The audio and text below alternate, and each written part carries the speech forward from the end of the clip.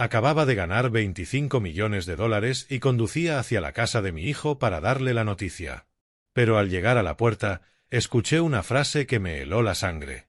Si doblamos la dosis para diciembre, ni siquiera recordará quién es. No entré. Regresé a mi casa y empecé el juego silencioso más peligroso de mi vida. Si estás viendo esto, suscríbete y dime desde dónde me miras, porque lo que voy a contarte te romperá el corazón, pero también te demostrará que nunca debes subestimar a un padre traicionado. Me llamo Robert, tengo 71 años, y siempre creí haber criado al hijo perfecto. Estaba equivocado, de la peor manera. Durante 50 años fui el esposo y padre entregado que lo dio todo por su familia. Cuando mi esposa Margaret murió hace 2 años, mi mundo se derrumbó. Ella era mi compañera, mi amor, mi razón de vivir. Pero me quedaba James, mi único hijo. Médico respetado en todo Boston, casado con Nicole, una enfermera dulce que siempre me trató con cariño, o al menos eso creía yo. James siempre fue ambicioso. Desde niño quería ser el mejor, tener lo mejor, vivir como rico. Vendí el coche clásico que heredé de mi padre para pagar su carrera de medicina. Trabajé horas extras en la fábrica para que pudiera estudiar sin preocupaciones. Durante años me levanté a las 4 de la mañana para prepararle el desayuno antes de sus turnos en el hospital. Nunca me quejé, nunca le pedí nada a cambio. Era mi hijo, mi orgullo, mi futuro. Tras la muerte de Margaret, James empezó a mostrarse más atento conmigo. Venía a visitarme seguido, me traía medicamentos para la presión, vitaminas para los huesos. «Papá, tienes que cuidarte», me decía con una sonrisa que yo creía sincera. «Eres lo único que me queda». Qué ingenuo fui. Los medicamentos que me daba me dejaban confundido, olvidadizo.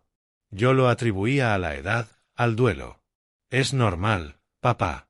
La depresión causa esos síntomas», me tranquilizaba él, y como era médico, confiaba ciegamente. Hasta que recibí la llamada que lo cambió todo. Era miércoles por la mañana. Una voz formal me dijo que llamaban de la aseguradora.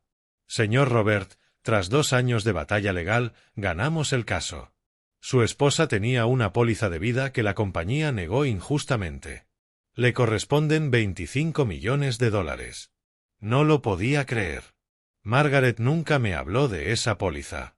Al parecer la había hecho en secreto para protegerme.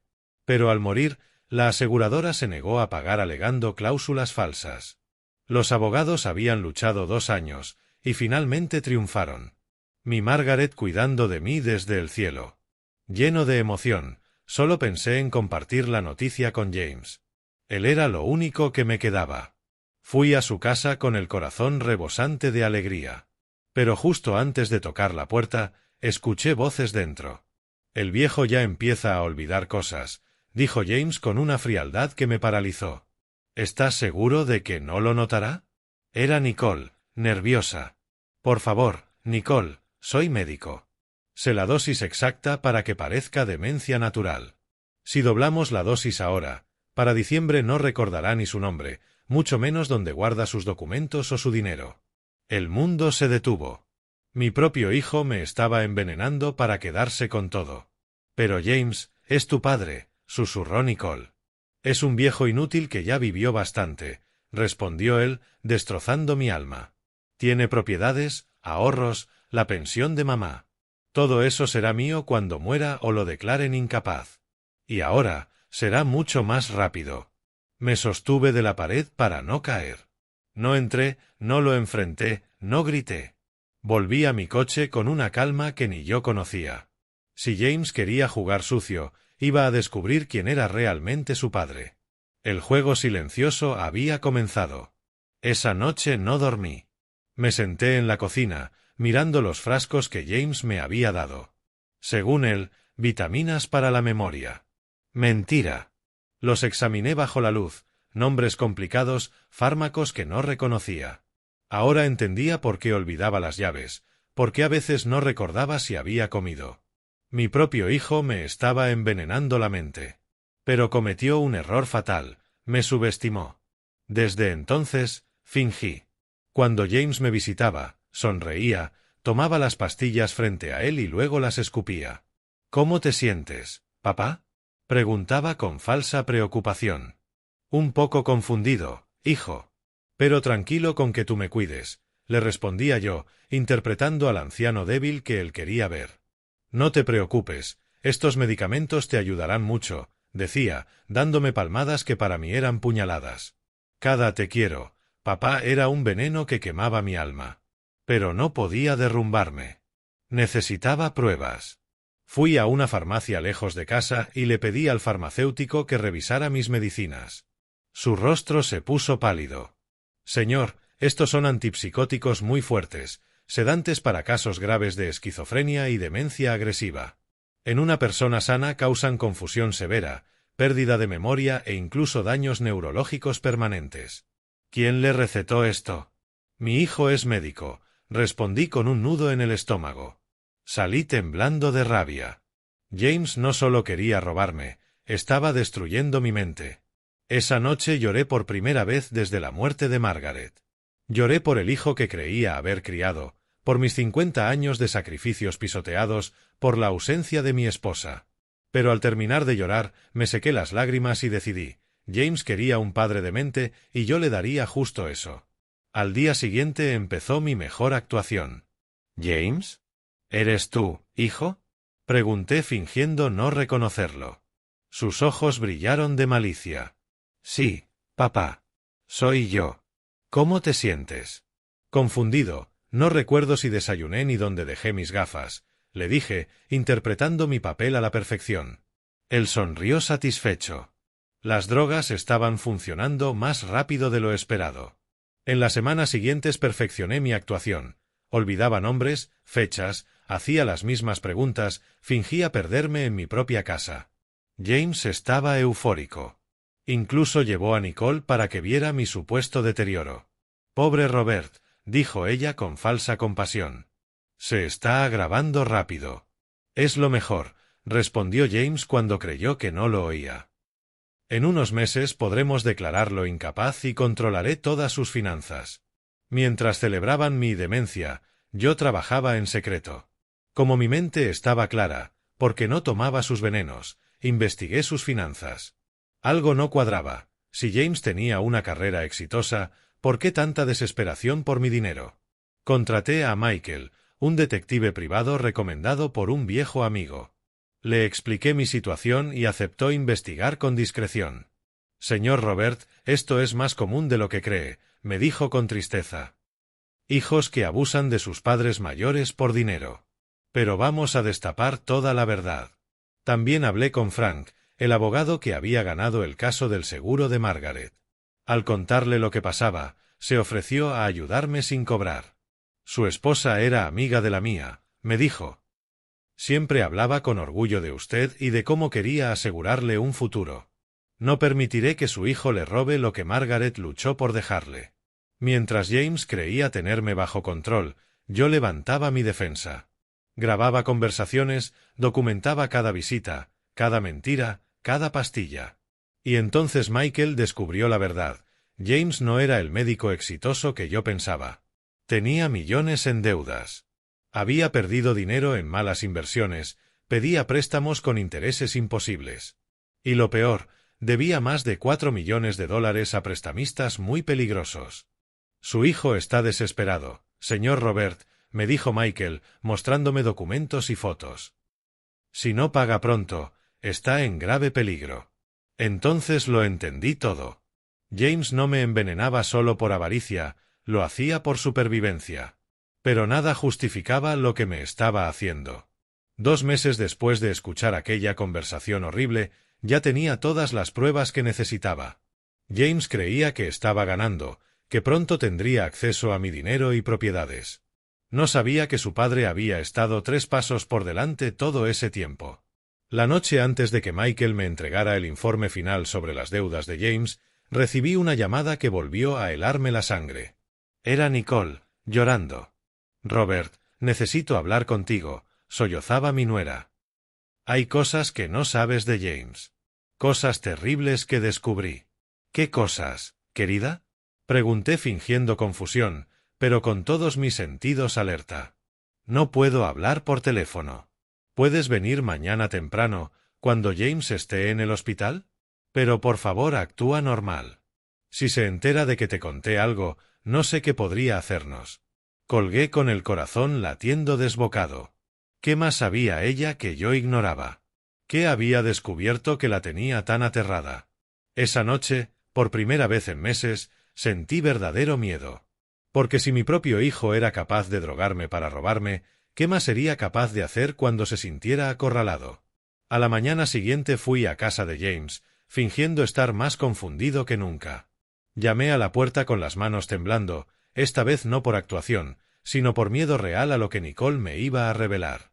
Me abrió con los ojos hinchados de tanto llorar. Se la veía destrozada, agotada, como si no hubiera dormido en días. «Gracias por venir, Robert», susurró mirando a los lados antes de dejarme entrar. «James se fue al hospital y no volverá hasta la noche. Tenemos que hablar rápido». «¿Qué ocurre, querida?» «Te veo muy nerviosa», le dije, manteniendo mi papel de abuelo preocupado pero confuso. Nicole me llevó a la cocina, cerró todas las cortinas y al sentarse frente a mí, rompió en un llanto incontrolable. «Robert, perdóname. Perdóname por lo que hicimos», sollozó. «Yo nunca quise hacerte daño, pero James me amenazó.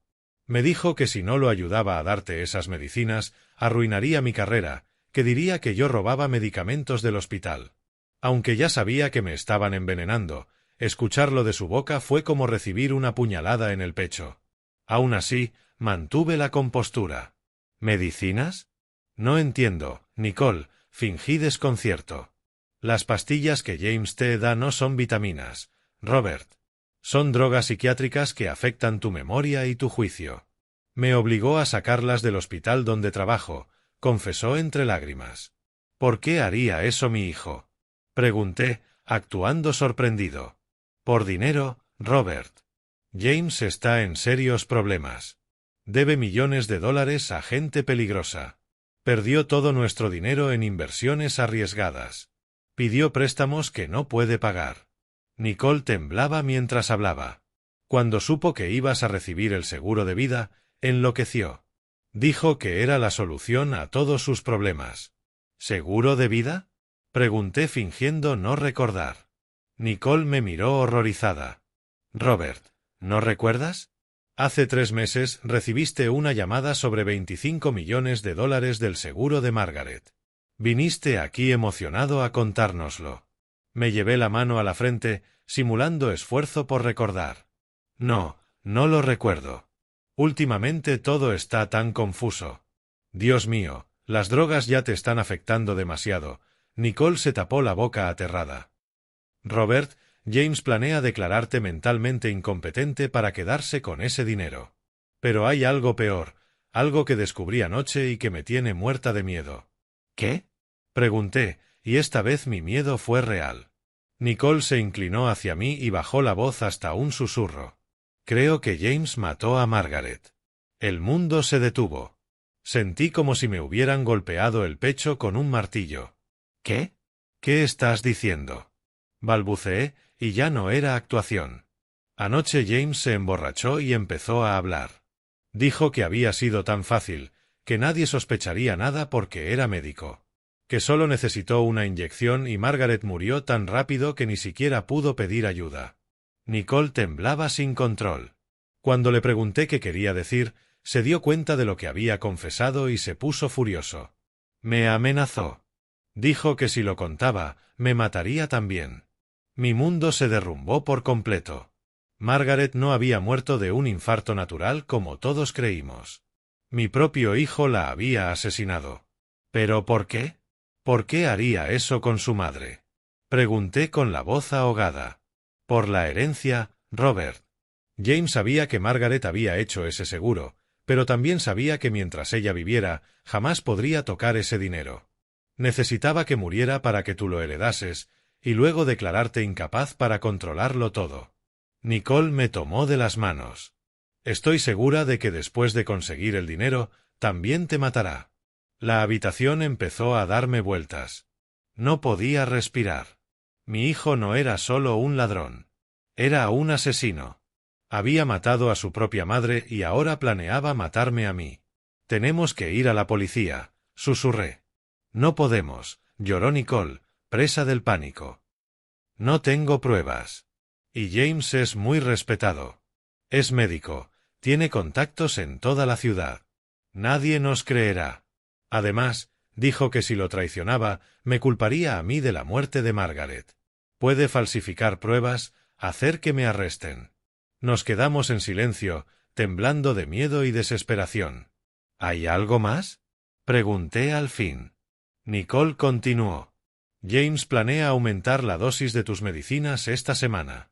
Dijo que para diciembre estarás tan mal que ni siquiera podrás hablar con coherencia. Y entonces dirá que tuviste un accidente. ¿Qué tipo de accidente? Pregunté aunque no quería oír la respuesta. ¿Una caída por las escaleras o tal vez olvides cerrar la válvula del gas? Algo que parezca natural en alguien con demencia. Robert, ya lo tiene todo planeado. Para enero, estarás muerto y él heredará todo como tu único hijo. Me levanté con las piernas temblorosas. Necesitaba salir de allí, respirar, pensar. Nicole, ¿por qué me estás contando esto? Porque no puedo vivir con esta culpa. Porque siempre me trataste como a una hija y te traicioné, rompió en llanto. Y porque estoy embarazada, Robert. Acabo de descubrirlo y no puedo traer un hijo al mundo con un padre asesino. ¿Un bebé? Nicole esperaba un hijo de James. Mi nieto. El hijo de un asesino. ¿James sabe del embarazo? Pregunté. No.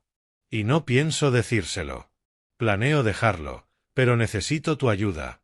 Si mueres, no tendré a nadie que me crea, nadie que me proteja. Nicole me sostuvo del brazo. Robert, sé que estás enfermo, sé que a veces te confundes, pero por favor intenta recordar lo que te digo. Tu vida depende de ello. Salí de aquella casa como un zombi. Conduje en piloto automático, con la mente nublada por la revelación. James había asesinado a Margaret. Mi esposa, el amor de mi vida, había muerto a manos de nuestro propio hijo por dinero. Y ahora planeaba matarme a mí también. Lo que más me destrozaba era pensar en Margaret muriendo. ¿Habrá intentado llamarme? ¿Habrá comprendido que su hijo la estaba matando? ¿Sufrió?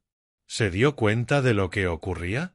Esa noche, solo en casa, tomé el teléfono para llamar a Michael, el detective. Tenía que contarle lo que Nicole me había dicho, encontrar pruebas de que Margaret había sido asesinada. Pero cuando marqué su número, nadie respondió. Intenté 1 hora después. Nada. Al día siguiente llamé a su oficina. Me dijeron que Michael había tenido un accidente de coche la noche anterior. Estaba en coma en el hospital. ¿Un accidente? ¡Qué coincidencia! Fue entonces cuando comprendí que James ya sabía que lo estaba investigando. Había descubierto a Michael y lo había silenciado. ¿Cuánto tiempo me quedaba antes de que descubriera que no tomaba sus medicinas? ¿Cuánto antes de que supiera que todo era un acto?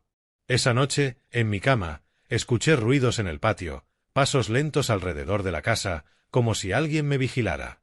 James estaba acelerando sus planes. Ya no había tiempo para juegos. Tenía que actuar antes de que fuera demasiado tarde. Pero primero, debía asegurarme de que Nicole y su bebé estuvieran a salvo. Porque si algo me pasaba a mí, ellos serían los siguientes. Al día siguiente fingí que la conversación con Nicole nunca había existido. Cuando James vino a visitarme, actué más perdido que nunca. «Hijo, ¿ese señor que vino la semana pasada era tu amigo?», le pregunté, refiriéndome a Michael. Vi cómo James se tensaba de inmediato. «¿Qué señor, papá?».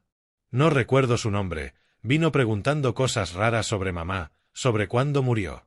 Le dije que no recordaba nada, porque últimamente olvido todo. Mentí, observando cada gesto de su cara. James relajó los hombros y me sonrió, pero pude ver el alivio en sus ojos. «No te preocupes, papá. Seguramente era alguien del seguro revisando información. Ya sabes cómo son esos burócratas». «Sí, debe ser eso», respondí, fingiendo haber olvidado el tema.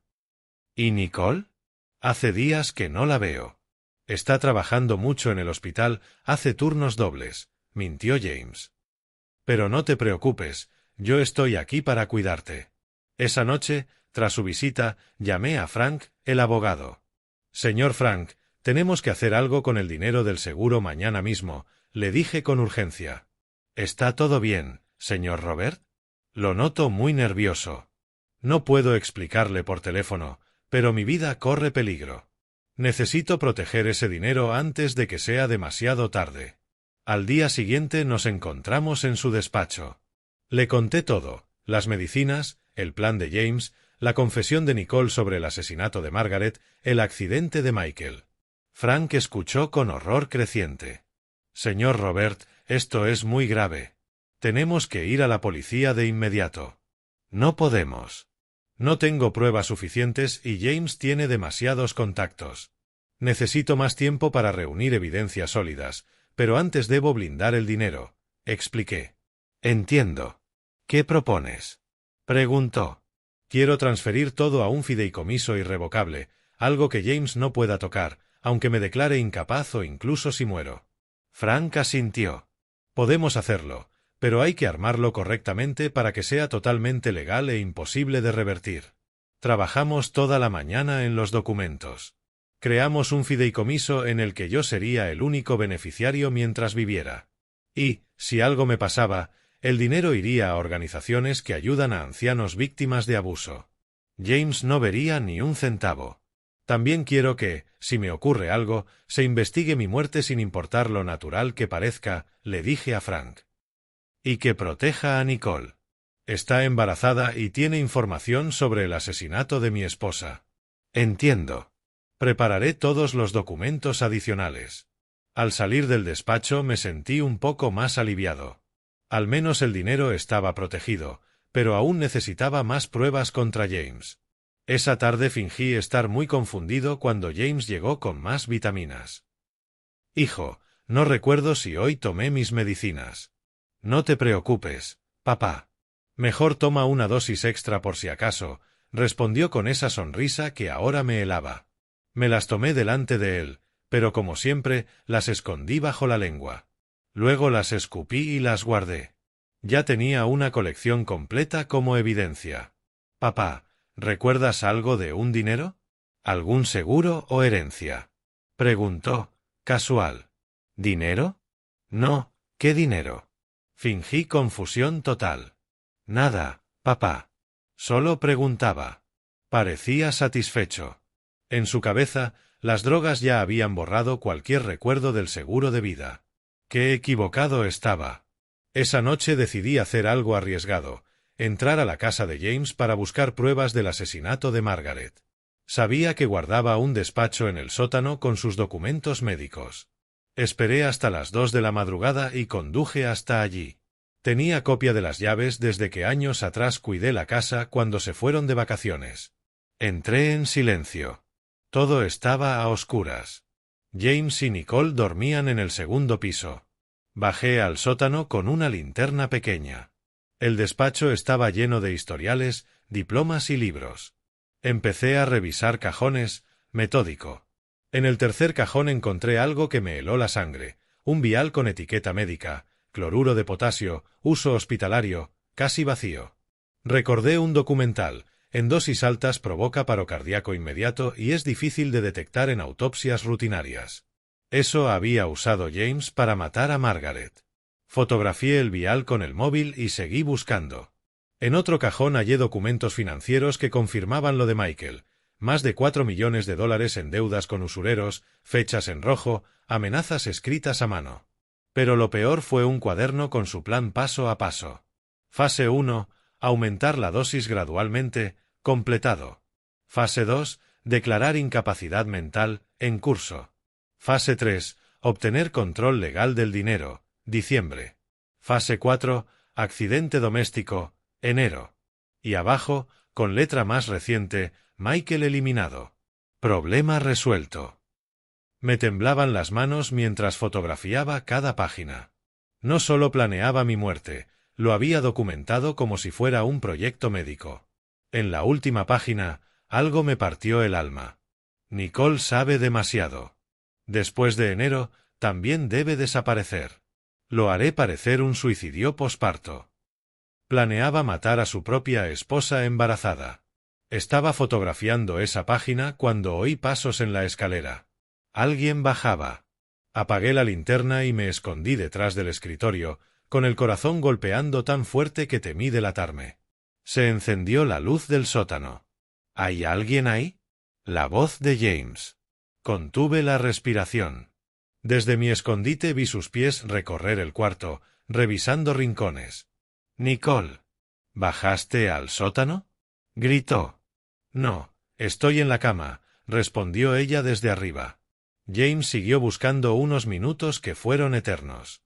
Revisó los cajones que yo había abierto, notó papeles fuera de lugar. «Maldición», murmuró. «Alguien estuvo aquí». Se quedó pensando en medio del despacho. Luego tomó el móvil. «Soy yo. Creo que alguien entró en mi casa hoy». «Sí, estoy seguro. Revisen la casa del viejo mañana a primera hora. Si no está actuando confundido, ya saben qué hacer». Se me heló la sangre. James había descubierto que yo no estaba tan perdido como fingía y acababa de ordenar mi muerte. Esperé 1 hora, hasta oírlo subir, para salir del escondite. Tenía que irme ya, pero también debía alertar a Nicole. Subí en silencio al 2.º piso y toqué suave la puerta del dormitorio. «Nicole», susurré. Abrió sorprendida. «Robert, ¿qué haces aquí a estas horas?»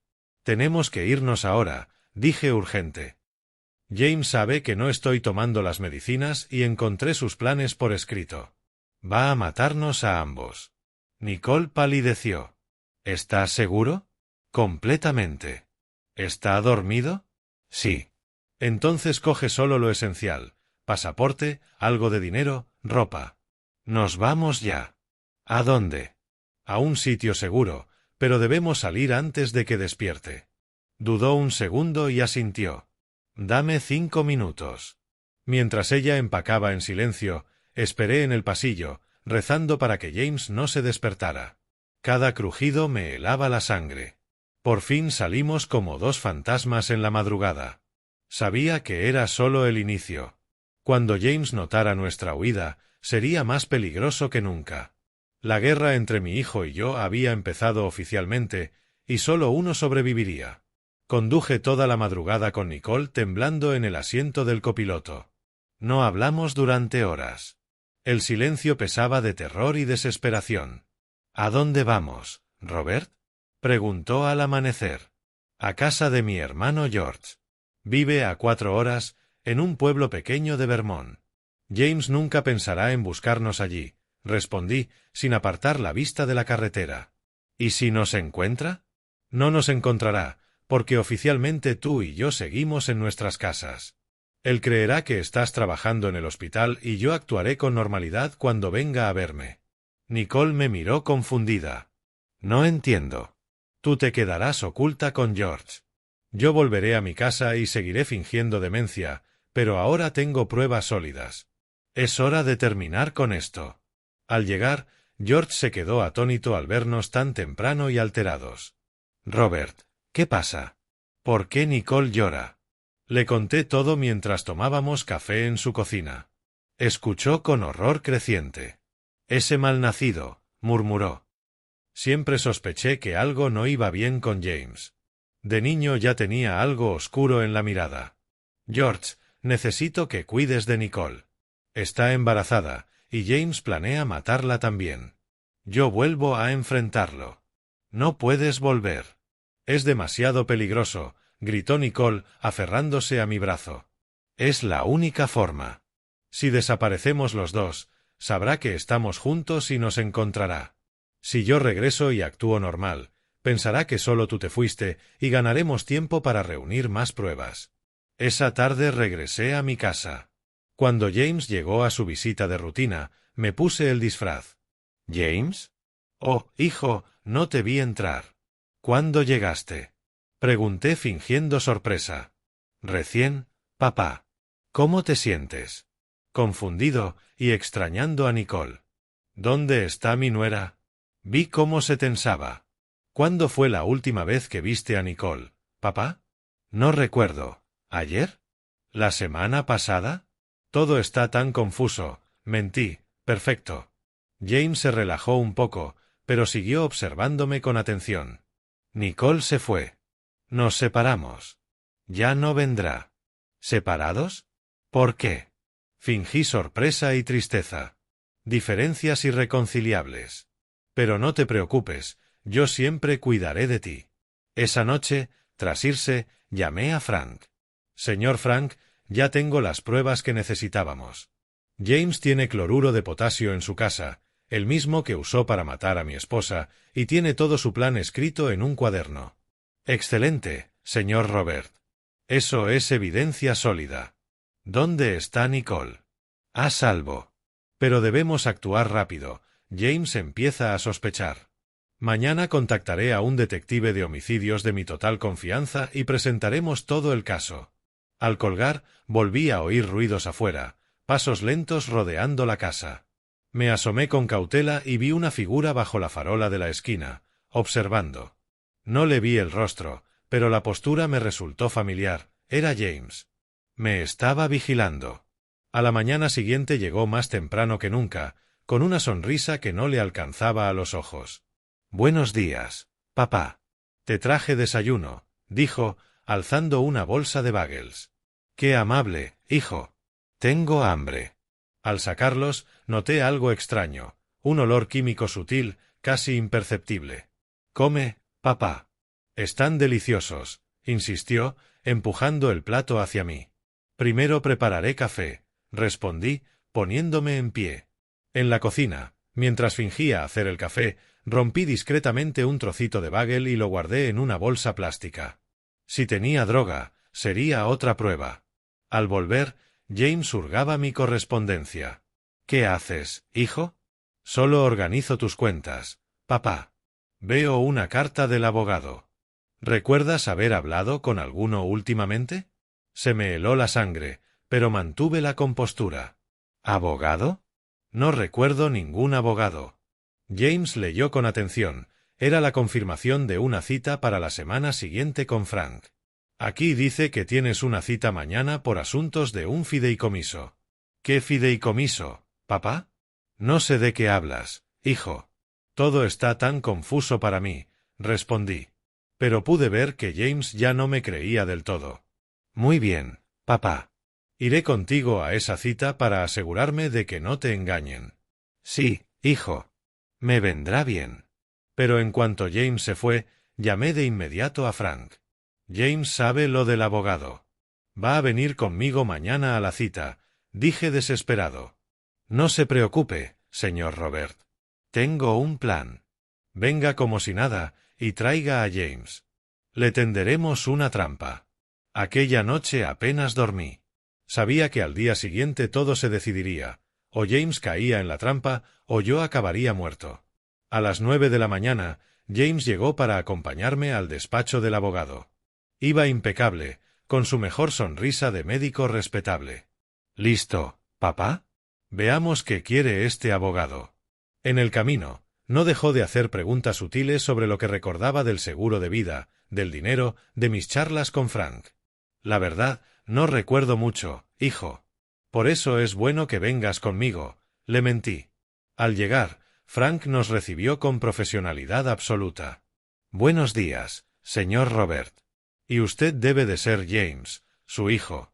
He oído hablar mucho de usted. Igualmente, respondió James, con suspicacia. Quiero entender exactamente qué ocurre con las finanzas de mi padre. Por supuesto, tomen asiento. Frank empezó a explicar el seguro de vida y el fideicomiso, observando con cuidado las reacciones de James. Entonces, ¿este dinero está completamente protegido?, preguntó James, tenso. Exacto. Incluso si el señor Robert fuese declarado incapaz, nadie más podría acceder a esos fondos. Vi cómo el rostro de James cambiaba poco a poco. La máscara de hijo preocupado empezaba a caer. Esto es ridículo. Si mi padre no puede manejar su dinero, yo, como único hijo, debería tener acceso legal. Entiendo su inquietud, replicó Frank, pero estas fueron instrucciones específicas de su padre cuando estaba en pleno uso de sus facultades. James se puso de pie de golpe. ¿Cuándo fue eso? Porque mi padre está muy confundido últimamente. Hace apenas 3 días, respondió Frank con naturalidad. James se quedó helado. Si yo había dado instrucciones legales 3 días antes, no estaba tan confundido como él creía. Es imposible. Mi padre no puede tomar decisiones complejas en su estado actual. ¿Su estado actual?, preguntó Frank con fingida inocencia. Mi padre sufre demencia progresiva. Está tomando fármacos psiquiátricos fuertes. ¡Qué interesante! ¿Podría decirme cuáles, exactamente? James comprendió que había dicho demasiado. Como médico, sabía que no podía estar suministrándome esos fármacos sin supervisión psiquiátrica oficial. Bueno, como médico de familia, ¿yo? ¿Y tiene el diagnóstico oficial y las recetas correspondientes? El silencio llenó la sala. James sabía que estaba cayendo en la trampa, pero ya era tarde. Creo que es hora de irnos, papá, dijo, levantándose. Frank pulsó un botón bajo el escritorio y, segundos después, entraron 2 detectives. James Martins, queda usted detenido como sospechoso de asesinato en primer grado e intento de asesinato, anunció uno de ellos. James se puso blanco como la pared. ¿De qué hablan? Esto es absurdo. Tenemos pruebas de que asesinó a Margaret Martins con cloruro de potasio y de que ha estado drogando a su padre con la intención de matarlo para robarle la herencia. «Papá», gritó James, desesperado. «Diles que te cuidé. Diles que estás enfermo». Me levanté despacio y lo miré directo a los ojos. «Ay, James», dije con una claridad que lo desconcertó. «Tu mayor error fue subestimar a tu padre». La expresión de shock absoluto en su rostro fue lo más satisfactorio que he visto en mi vida. Cuando comprendió que lo había engañado durante meses, sus ojos se llenaron de terror, furia y desesperación. «¿Cómo? ¿Cómo es posible?», balbuceó mientras le ponían las esposas. «Te vi tomar las medicinas. Las escondía bajo la lengua, hijo. Igual que cuando eras niño y no querías el jarabe para la tos», respondí con una calma que me sorprendió. James forcejeó con los detectives. «Esto es una trampa. Mi padre está loco. Tiene demencia. Pregúntenle qué desayunó hoy. No lo recordará». 2 huevos revueltos, tostada integral con mantequilla y café negro, respondí perfecto.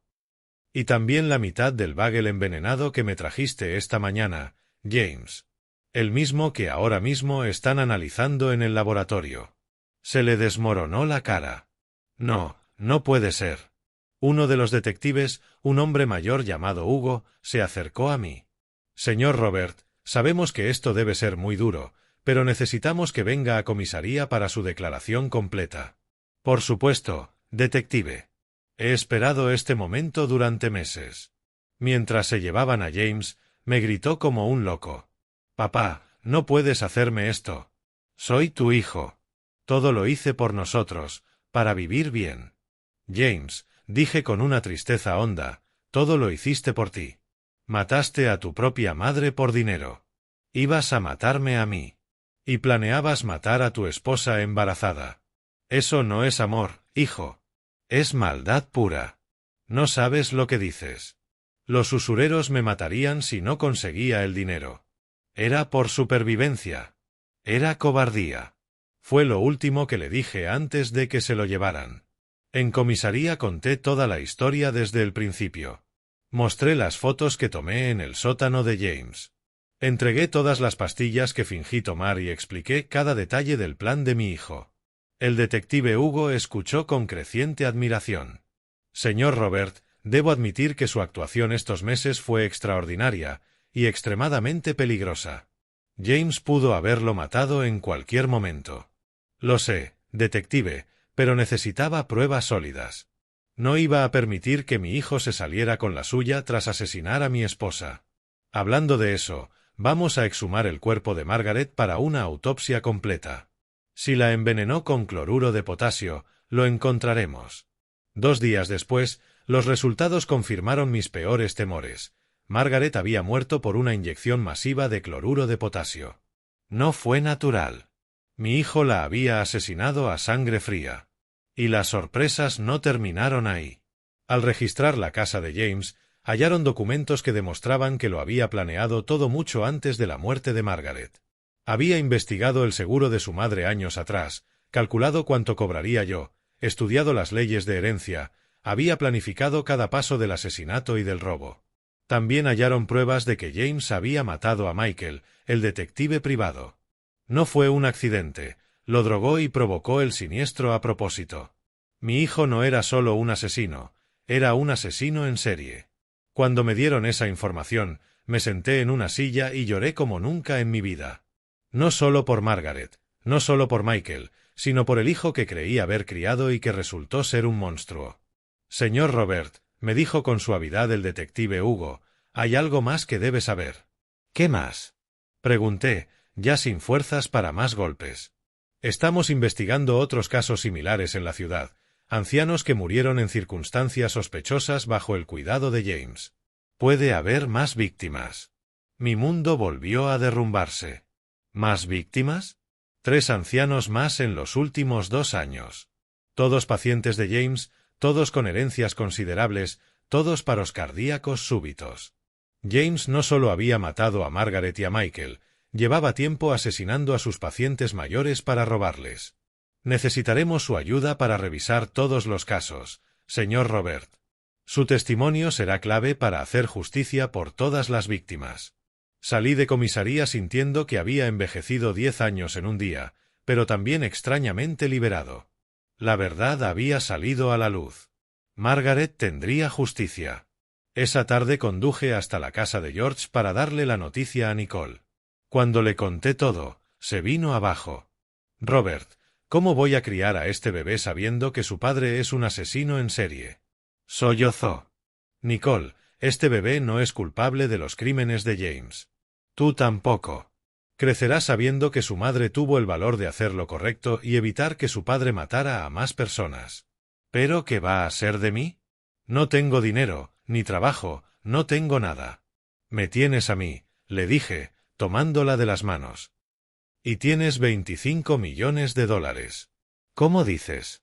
Fuiste la única que tuvo el valor de advertirme de los planes de James. Sin ti, yo estaría muerto.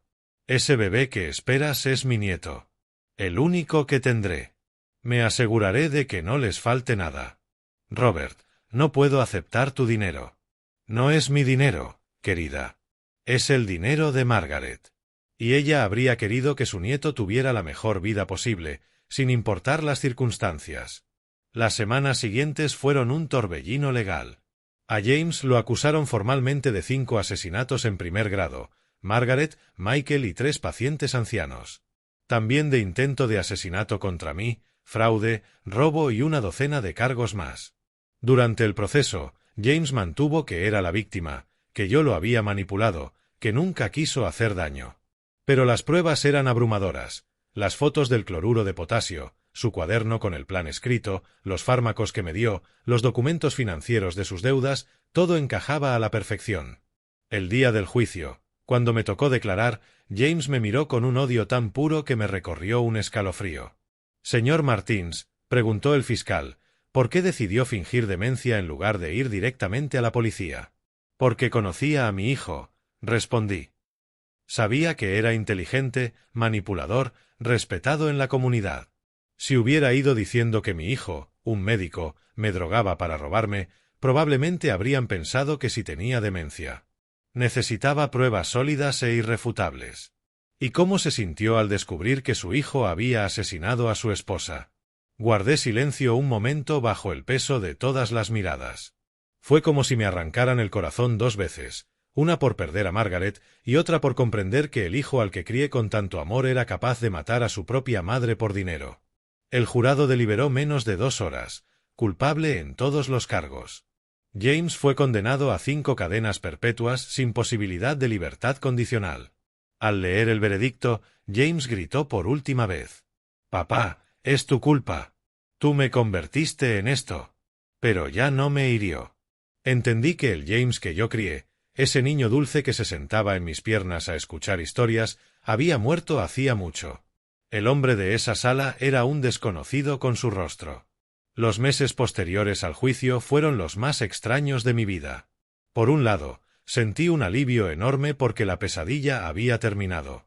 Por otro, tuve que enfrentar el duelo más complejo imaginable, llorar la muerte de un hijo que seguía vivo, pero convertido en monstruo.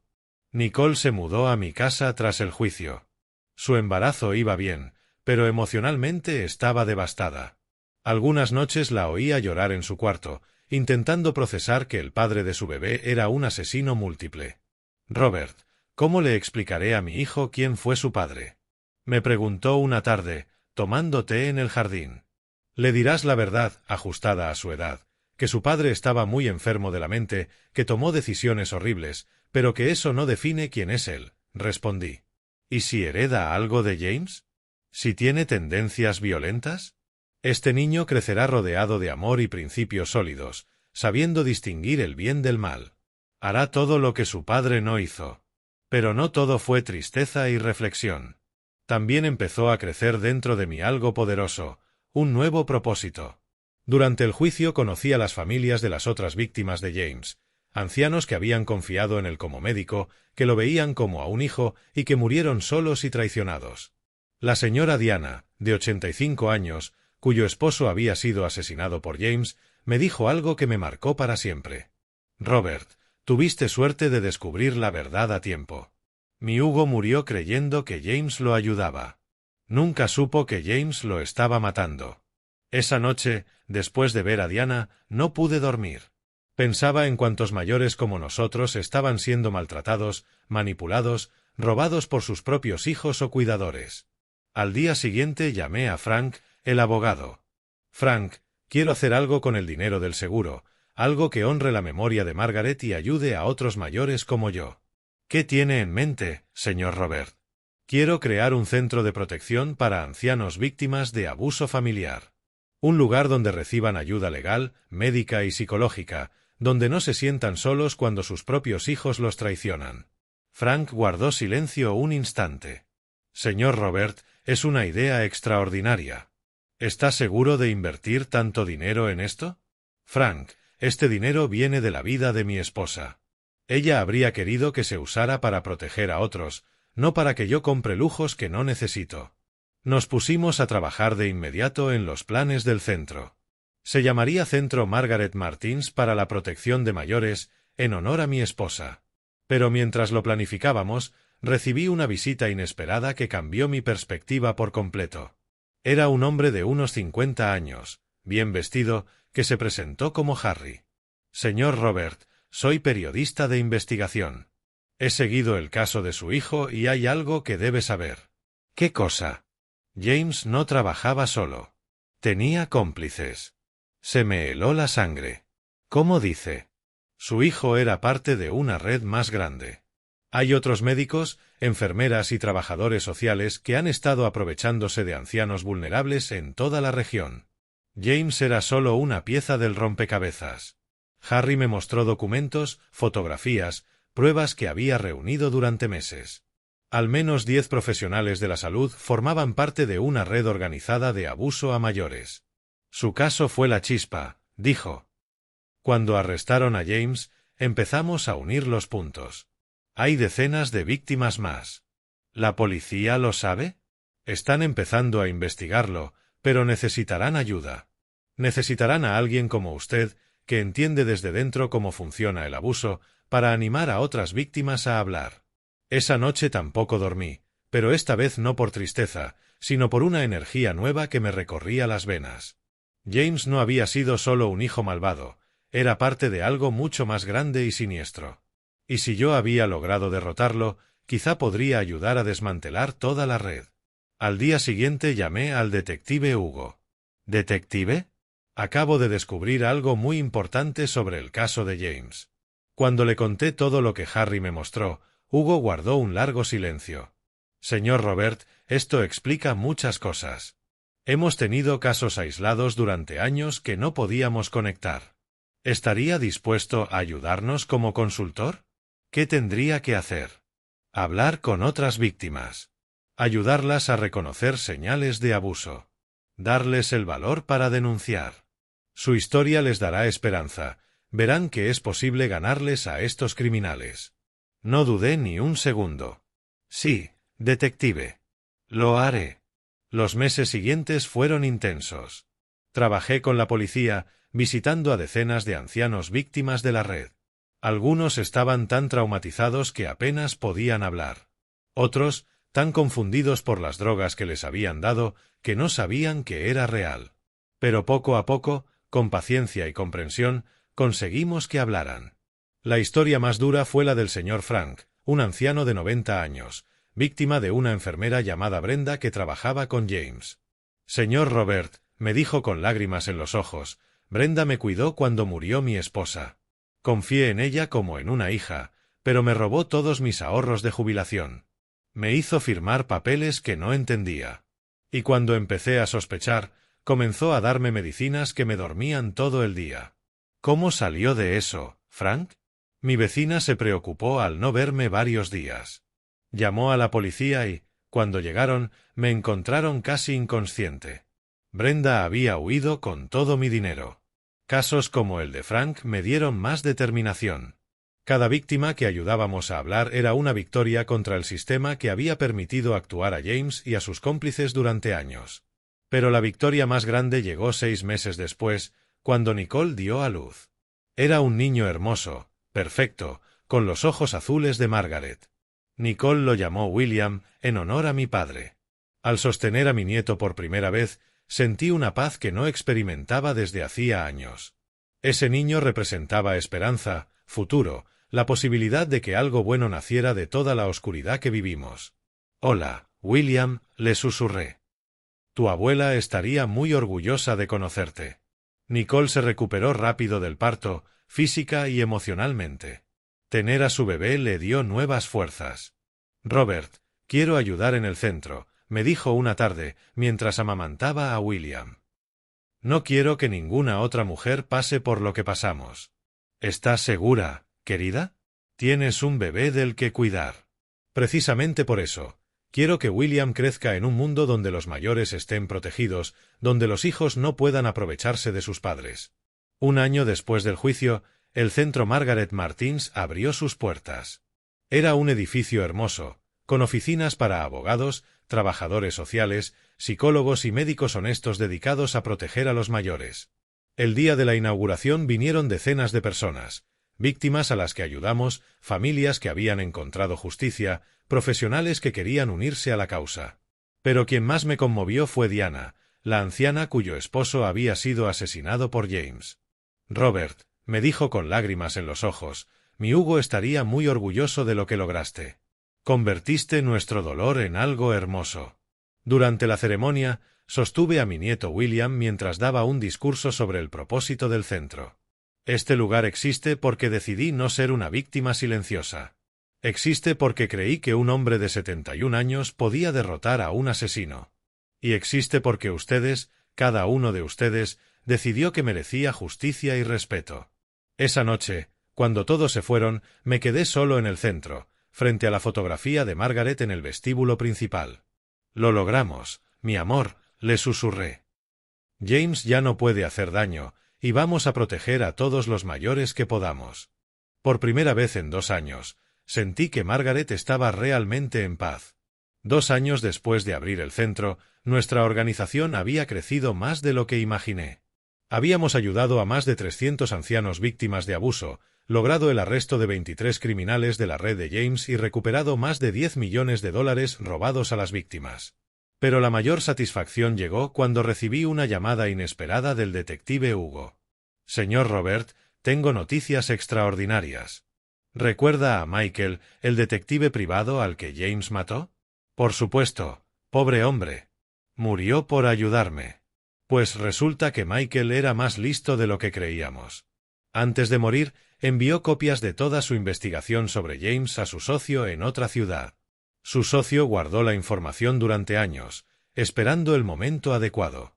¿Qué tipo de información? Pruebas que vinculan a James con al menos 15 asesinatos más de ancianos en otros estados. Señor Robert, su hijo no era parte de una red local, formaba parte de una operación nacional. La noticia me dejó sin habla. 15 ancianos más habían muerto por la codicia de mi hijo. 15 familias habían perdido a sus seres queridos sin saber la verdad. Detective, ¿Qué podemos hacer con esta información? El FBI reabrirá todos esos casos y necesitará su ayuda otra vez. Su testimonio sobre cómo actuaba James será crucial para entender cómo funcionaba toda la red nacional. Acepté ayudar de inmediato. No podía permitir que esas muertes quedaran sin justicia, por mucho que me doliera revivirlo todo. Pero antes de empezar a trabajar con el FBI, había algo personal que necesitaba resolver. En los 2 años desde el juicio, James me había enviado más de 50 cartas desde la cárcel. Las tiré todas sin leer, excepto la última, que llegó la semana pasada. Era diferente. En el sobre, con letra temblorosa, había escrito: «Papá, por favor, solo esta vez. Es importante». Contra mi mejor juicio, abrí la carta. «Papá, sé que no merezco tu perdón. Sé que ni siquiera merezco que leas estas palabras, pero hay algo que debes saber antes de que vengan los federales a por mí. No empezó como un plan para matarte. Al principio, cuando mamá murió, de verdad solo quería ayudarte con tus finanzas, pero tenía tantas deudas. Estaba desesperado. La primera vez que di pastillas de más a un paciente anciano fue por accidente. Fue el señor Rodríguez, ¿recuerdas? Estaba muy enfermo, sufría mucho. Le di una dosis más alta de morfina para aliviar su dolor y murió esa noche. Su familia me agradeció por hacer que sus últimos momentos fueran tranquilos. Ahí me di cuenta de lo fácil que era, y de cuánto dinero tenían ahorrado esos ancianos. Papá, no escribo esto para justificarme. No hay excusa para lo que hice. Escribo porque quiero que sepas que una parte de mí, la parte que tú criaste, luchó contra esto mucho tiempo. Pero ganó la codicia, ganó la desesperación, y cada muerte fue más fácil de justificar. Cuando te vi actuar confundido, y pensé que en verdad perdías la memoria, sentí alivio. Creí que sería más fácil si no te dabas cuenta. Nunca imaginé que estabas fingiendo. Nunca imaginé que mi padre, al que subestimé toda la vida, sería quien me derrotara. Estoy orgulloso de ti, papá. Sé que suena extraño desde la cárcel, después de todo lo que hice, pero me enorgullece que no te dejaras vencer. Me enorgullece que lucharas y que estés usando el dinero de mamá para proteger a otros mayores. Ella habría querido eso. No te pido perdón, sé que no lo merezco. Solo te pido que sepas que la parte buena de mí, la que criaste con tanto amor, nunca murió del todo. Solo fue aplastada por la parte mala. Cuida de mi hijo. Asegúrate de que nunca sepa cuán monstruoso fui. Permite que crea que su padre murió siendo un hombre bueno. Con amor y arrepentimiento eterno. James. Al leerla, lloré durante horas. No por James el asesino, sino por el niño que fue, por el hijo que pudo haber sido si hubiera elegido distinto. Pero la carta también me dio una claridad extraña. James eligió el camino del mal por codicia y cobardía, yo elegí el camino de la justicia por amor y valentía. Esas diferencias definían quiénes éramos realmente. Una semana después llegaron los agentes del FBI. Eran 2 mujeres profesionales, Grace y Francis, que me trataron con un respeto y una calidez que me recordaron porque había decidido luchar. Señor Robert, su caso ha inspirado a víctimas de abuso en todo el país, me dijo la agente Grace. Hemos recibido cientos de llamadas de mayores que reconocieron patrones similares en sus propias experiencias después de que su historia saliera en las noticias. Me alegra saber que de tanto dolor ha salido algo bueno, respondí. Más que algo bueno, añadió la agente Francis. Usted desató una revolución. Las leyes de protección a los mayores están cambiando en todo el país por su caso. Los hospitales están implementando nuevos protocolos de seguridad. Las familias están más alerta a las señales de abuso. Trabajé con el FBI 6 meses más, ayudando a identificar víctimas, patrones de conducta y métodos de la red criminal. El resultado fue espectacular. Arrestaron a más de 100 implicados en abuso sistemático a mayores en 15 estados. Pero la mayor recompensa llegó cuando una de las víctimas que ayudamos a identificar, una anciana de 88 años llamada Nora, me envió una carta. Querido Robert, gracias a tu valentía al denunciar a tu propio hijo, mi nieta ya no puede seguir robándome la jubilación ni darme medicinas que me dormían todo el día. Pensé que me estaba volviendo loca, que era normal sentirme tan confundida a mi edad. Pero cuando vi tu historia en las noticias, reconocí lo que me estaba pasando. Ahora mi nieta está en la cárcel. He recuperado mi dinero. Y por primera vez en años, vuelvo a sentirme yo misma. No tienes idea de a cuántos abuelos como yo estás salvando con tu trabajo. Con gratitud infinita. Nora. En mi escritorio del centro tengo un cajón lleno de cartas como esa. Cada una representa una vida salvada, una familia protegida, una justicia lograda. Pero también guardo algo aún más especial, fotos de mi nieto William creciendo. A los 2 años, William ya caminaba por todo el centro, convertido en el favorito de empleados y visitantes. Nicole decidió estudiar trabajo social, inspirada por nuestra labor protegiendo a los mayores. Robert, me dijo una tarde, mientras William jugaba en mi despacho, a veces me pregunto si todo esto habría pasado si yo hubiera sido más valiente desde el principio. Si le hubiese dicho que no a James la primera vez que me pidió esas medicinas. Querida, no puedes torturarte con esos pensamientos. Lo importante es que encontraste el valor cuando más se necesitaba. Sin tu aviso, yo estaría muerto. ¿Crees que algún día William nos preguntará por su padre? Estoy seguro de que lo hará. Y cuando pregunte, diremos la verdad de un modo que pueda entender, que su padre estaba muy enfermo de la mente, que tomó decisiones terribles, pero que él no tiene nada de esa oscuridad. ¿Cómo puedes estar tan seguro? Miré a William, que construía una torre de bloques, concentrado, con la lengua entre los labios, exactamente como hacía su abuela cuando se enfocaba en algo. Porque lleva la sangre de Margaret. Porque tiene tu bondad, Nicole, y crecerá rodeado de amor verdadero, viendo cómo convertimos nuestro dolor en protección para otros. Este niño hará todo el bien que James pudo haber sido. Esa noche, después de acostar a William, me senté en el jardín a mirar las estrellas.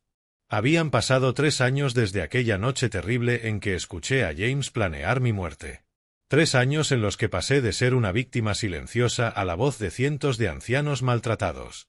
3 años en los que transformé la mayor traición de mi vida en el propósito más importante de mi existencia. Y ahora, por fin, podía decir que Margaret había sido vengada, que James pagó por sus crímenes y que mi nieto crecería en un mundo un poco más seguro gracias a nuestra lucha. 5 años después de aquella noche, me levanto cada mañana con un propósito claro: proteger a los indefensos y honrar la memoria de Margaret. El Centro Margaret Martins se convirtió en modelo nacional de protección a los mayores. Abrimos sedes en 2 estados, formamos a más de 1000 profesionales y logramos cambios legislativos que protegen a millones de ancianos en todo el país. Pero esta mañana es especial. Hoy mi nieto William cumple 5 años y, por primera vez, me hizo la pregunta que Nicole y yo sabíamos que llegaría. Abuelo Robert, ¿por qué yo no tengo papá como los otros niños?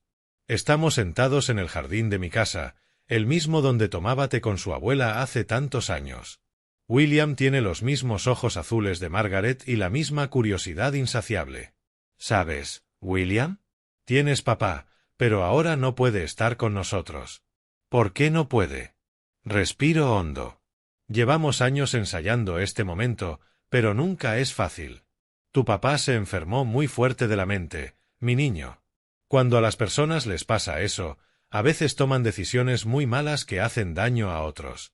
Y cuando ocurre, deben ir a un lugar especial donde los médicos los ayudan, pero no pueden salir. William asiente serio. A sus 5 años, ya entiende conceptos complejos mejor que muchos adultos.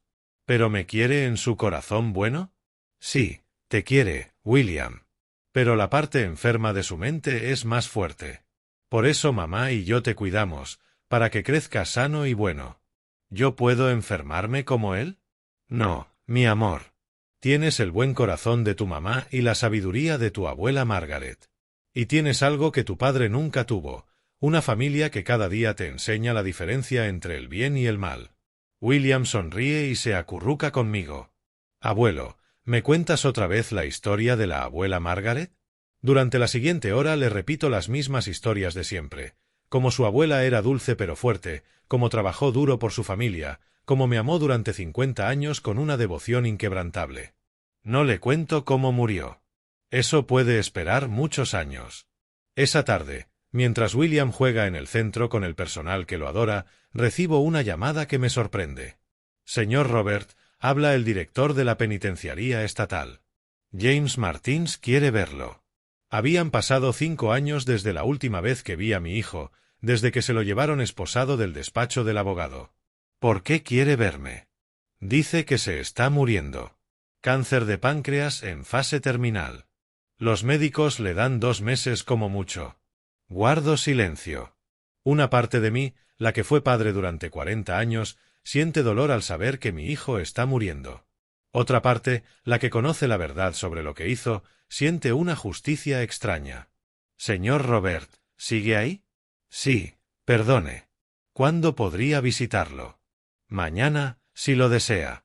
Debo advertirle, está muy debilitado.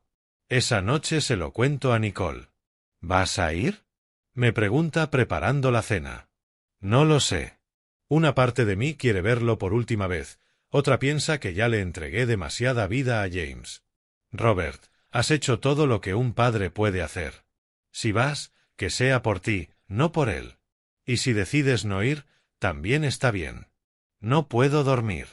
Pienso en el niño que fue James, en el hombre que pudo haber sido, en el monstruo en que se convirtió. A las 3 de la mañana, tomo una decisión. Al día siguiente conduzco hasta la penitenciaría estatal. Es un lugar frío y gris, lleno de desesperanza, exactamente donde pertenece James. En la sala de visitas casi no reconozco al hombre al otro lado del cristal. Ha perdido al menos 25 kilos, su piel tiene un tono amarillento y los ojos se le hunden en cavernas oscuras. Pero al verme, sonríe. Y por un segundo terrible veo al niño que corría hacia mí gritando «¡Papá!» cuando volvía del trabajo. «Gracias por venir, papá», dice con una voz ronca, irreconocible. «¿Qué quieres, James?» «Verte por última vez. Decirte algo que nunca te dije». Me preparo para otra manipulación, otra mentira, otro intento de hacerme sentir culpable. «Estoy orgulloso de ti». No era lo que esperaba oír. ¿Qué? En estos 5 años en prisión he visto las noticias del centro, de todo lo que lograste. Papá, has salvado cientos de vidas. Convertiste el peor momento de tu vida en algo hermoso. James. No, déjame terminar.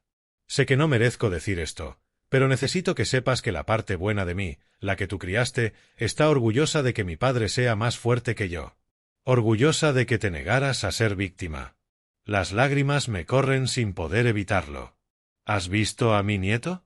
Solo en fotos que a veces me envía Nicole. Es hermoso. Tiene los ojos de mamá. Se llama William. Me alegra que lleve el nombre del abuelo. Él fue mucho mejor hombre que yo. James, ¿por qué? ¿Por qué mataste a tu madre? ¿Por qué planeaste matarme? Porque fui un cobarde, papá. Porque creí que el dinero valía más que la familia. Porque me convertí en algo que ni yo reconocía. Guardamos silencio unos minutos. Papá, hay algo más que debo decirte. Algo que nunca se mencionó en el juicio. ¿Qué cosa? La noche que mamá murió, ella sabía lo que iba a hacer. Cuando le puse la inyección, me miró y dijo, James, cuida de tu padre. Ámalo como yo lo amé. Sus últimas palabras fueron sobre ti. El dolor es tan intenso que no puedo respirar. Murió preocupándose por ti, y yo la traicioné de la peor forma. Papá, si existe el infierno, allí iré. Pero antes necesitaba que supieras que mamá te amó hasta su último aliento. Salgo de la prisión llorando como no lloraba desde el funeral de Margaret. Pero no son solo lágrimas de tristeza, también son de alivio, de cierre, de paz final. 2 meses después, James muere en la enfermería de la prisión. No voy a su funeral. Ese día organizo una ceremonia especial en el centro para honrar a todas las víctimas de su red criminal. William, con 6 años, me ayuda a plantar flores en el jardín conmemorativo. Él no sabe que una de las placas lleva el nombre de su abuela, asesinada por su propio hijo. Abuelo, ¿estas flores crecerán grandes? Me pregunta, mientras planta una rosa blanca. Sí, William. Crecerán hermosas y fuertes, como las personas a las que recordamos aquí. Y durarán para siempre. ¿Para siempre, abuelo? Para siempre, mi amor. Esa noche, después de acostar a William, me siento a escribir mis memorias. La editorial más grande del país quiere publicar mi historia, y todos los derechos de autor irán al centro. Mientras escribo, pienso en todo lo que aprendí en estos años terribles pero transformadores. Aprendí que el amor verdadero a veces significa decir no. Que ser padre no es proteger a un hijo de las consecuencias de sus actos malvados. Que la verdadera fuerza nace de mantenerse de pie por lo correcto, aunque te rompa el corazón. Aprendí que la vejez no es debilidad, que a los 71 años puede empezar la aventura más importante de tu vida. Aprendí que la venganza más poderosa no es herir a quien te hirió, sino usar ese dolor para proteger a otros. Y aprendí que Margaret, mi esposa, sigue velando por mí desde donde esté. Su amor me dio fuerzas para luchar, su dinero me dio herramientas para ganar y su memoria me da el propósito para continuar. Termino de escribir y miro la foto de Margaret sobre el escritorio. En ella sonríe con los mismos ojos azules que hoy tiene nuestro nieto. Lo logramos, mi amor, le susurro. James ya no puede dañar a nadie. El centro protege a cientos de mayores. Nicole es fuerte e independiente. Y William crecerá sabiendo que viene de una familia que eligió el bien por encima del mal. Por primera vez en 6 años, siento que Margaret está realmente en paz. Y, por primera vez en mi vida, yo también. Mañana comenzará otro día de trabajo en el centro. Otro día de proteger a los vulnerables. Otro día de convertir el dolor en propósito. Porque eso es lo que hacemos los sobrevivientes. No solo sobrevivimos, transformamos. Y a ti, que me has escuchado hasta aquí, recuerda esto: nunca eres demasiado mayor para luchar por la justicia. Nunca eres demasiado débil para vencer a los malvados. Y jamás, jamás permitas que nadie te haga creer que no mereces respeto y dignidad. Cuéntame en los comentarios, ¿has vivido una injusticia así? ¿Conoces a algún mayor que necesite protección? Porque esta historia no termina conmigo. Termina con cada persona que decide no ser una víctima silenciosa. ¿Te gustó mi historia y desde qué ciudad me ves? Nos vemos en los comentarios. Si te gustaría apoyar este trabajo, puedes enviar un súper gracias para que sigamos trayendo historias como esta. Gracias por tu apoyo. En pantalla tienes 2 historias nuevas que te recomiendo de corazón. Hay mucho más en mi canal. No olvides suscribirte.